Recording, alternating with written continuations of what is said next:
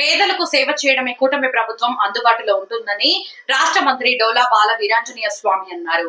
అందులో భాగంగానే ప్రభుత్వం ప్రతిష్టాత్మకంగా తీసుకువచ్చిన ఎన్టీఆర్ భరోసా పెన్షన్ల పంపిణీ కార్యక్రమంలో రాష్ట్ర మంత్రి డోలా బాల వీరాంజనేయ స్వామి పాల్గొన్నారు. మరిపూడి మండలంలోని చిలుకూరు గ్రామంలో రాష్ట్ర మంత్రి బాల వీరాంజనేయ స్వామి ఎన్టీఆర్ భరోసా పెన్షన్ పంపిణీ కార్యక్రమంలో పాల్గొని లబ్ధిదారులకు పెన్షన్లు అందజేయడం జరిగింది. ఈ సందర్భంగా రాష్ట్ర మంత్రి స్వామి మాట్లాడుతూ పేదలకు సేవ చేయడమే కూటమి ప్రభుత్వం లక్ష్యమని ఆయన అన్నారు. అంతేకాకుండా దేశంలో ఏ రాష్ట్రంలో లేని విధంగా పెద్ద మొత్తంలో సామాజిక భద్రతా పెన్షన్లు ఇవ్వడం జరుగుతుందని ఆయన తెలియజేశారు. అంతేకాకుండా జూన్లో తల్లికి వందనం ఇంట్లో ఎంతో మంది విద్యార్థులు ఉన్నా అందరికీ ఇవ్వడం జరుగుతుందని మంత్రి తెలియజేశారు. ప్రజా సంక్షేమమే రాష్ట్ర అభివృద్ధి కూటమి ప్రభుత్వ ధ్యేయమని మంత్రి డోలా బాల వీరాంజనేయ స్వామి అన్నారు. మా ప్రభుత్వం ఎన్నికల ముందు ఏదైతే చెప్పిన మాట ప్రకారం ప్రతి నెల 1వ తేదీనే పేదల సేవలో మా ప్రభుత్వం పనిచేస్తూ ఉంది. మా భాగస్వామ్య పక్షాలైన ఎన్డీఏ భాగస్వామ్య పక్షాలైన జనసేన పవన్ కళ్యాణ్ గారు, బీజేపీ మోడీ గారి సహకారంతో చంద్రబాబు నాయుడు గారి నేతృత్వంలో ఈ రాష్ట్రం అభివృద్ధి చేయడం కోసం మేము పరితపిస్తూ ఉన్నాం. ఈరోజు నేను పెన్షన్ ముందు ప్రతి ఇంట్లో అడిగినప్పుడు గ్యాస్ వచ్చిందంటే అందరూ కూడా గ్యాస్ వచ్చింది అని చెప్తున్నారు. సంవత్సరానికి 3 సిలిండర్లు ఇస్తా ఉన్న ప్రకారం చెప్పాం. పిల్లలు చాలామంది హాలిడేస్లో ఉన్నారు. వాళ్ళందరూ కూడా తల్లిదండ్రులకి మీ పిల్లలు బడికి పోతున్నారా డబ్బులు ఇస్తారంటే వాళ్ళందరూ కూడా ఈ నెలలో వస్తాయి టీవీలో చూసాము అనేటువంటి సంకల్పంతో ఉన్నారు. ఆడబిడ్డలు కూడా చెప్తున్నారు రేపు 15వ తారీఖు ఆగస్టు 15 నుంచి బస్ ఛార్జీ కూడా లేకుండా ఉచితంగా ప్రయాణం చేస్తూ ఉన్నారు. ఇవన్నీ కూడా గత ప్రభుత్వాల్లో అప్పులు చేసి రాష్ట్రాన్ని కుదేలు చేసినప్పటికి కానీ మేము వాటిని పూడ్చుకుంటూ వడ్డీలు కట్టుకుంటూ అప్పులు చేసుకుంటూ అప్పులు తీస్తా సంక్షేమాన్ని చేస్తున్నాం. మొన్న మాజీ ముఖ్యమంత్రి మాట్లాడుతున్నాడు, మీరు అప్పులు చేశారంటున్నాడు.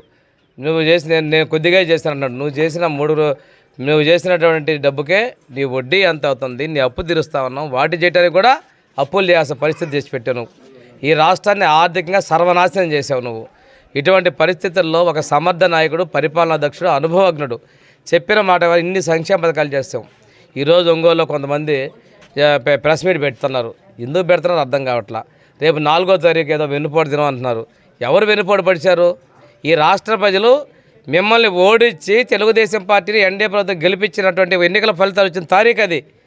ఆ తారీఖుని మీరు విద్రోహ దినమో వెన్నుపోటు దినం మాట్లాడుతున్నారు. అంటే జనాలు మీరు చేసిన తప్పులు మిమ్మల్ని కాపాడాలా?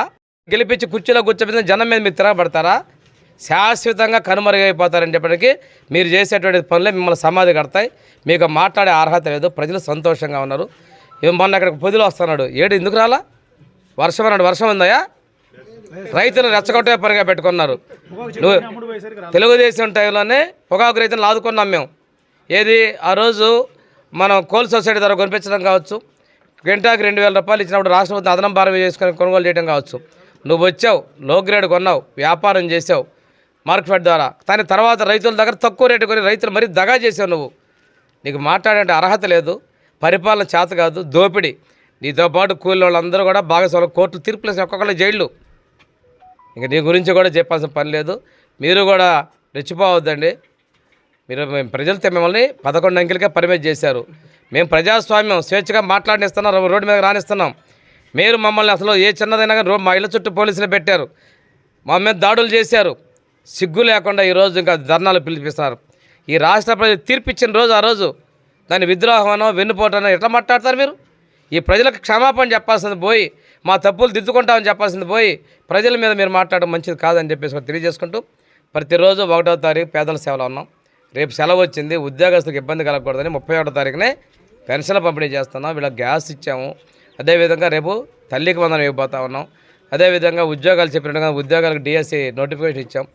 ఇవన్నీ కూడా మా ప్రభుత్వం చెప్పిన దాని ప్రకారం కట్టుబడి ఉన్నామని చెప్పి తెలియజేసుకుంటూ వర్గీకరణ కూడా చెప్పినట్టు చేసాం. ఏ ఒక్కటి కూడా మేము మిస్ అవ్వకుండా చేస్తున్నాం. మీరు అంత బాకీలు ఉన్నారు.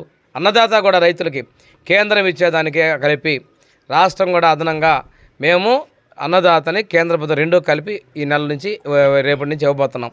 ఏ ఒక్క స్కీమ్ మేము పక్కా పట్ల సూపర్ 6 మాకు బాగా గుర్తున్నాయి. నేనేదో ఒక కడపలో మహాసభ జరిగితే ఎందుకు పెట్టారు అంటాడు. జెండాలు బీగుతారు.